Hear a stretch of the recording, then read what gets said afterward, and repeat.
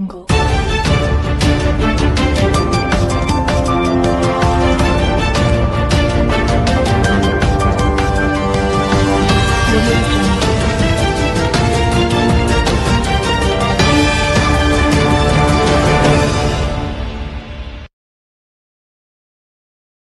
ನಗರದ ಹೊಸಳ್ಳಿ ರಸ್ತೆಯಲ್ಲಿ ಬರುವ ಆರೋನ್ ಮಿರಜಕರ್ ಶಾಲೆಯಲ್ಲಿ ಆರೋನ್ ಮಿರಜಕರ್ ಶಾಲೆ ಮತ್ತು ನಿವೇದಿತಾ ಶಾಲೆಯಿಂದ ಶ್ರೀಕೃಷ್ಣ ಜನ್ಮಾಷ್ಟಮಿಯನ್ನು ಸಡಗರ ಸಂಭ್ರಮದಿಂದ ಆಚರಿಸಲಾಯಿತು.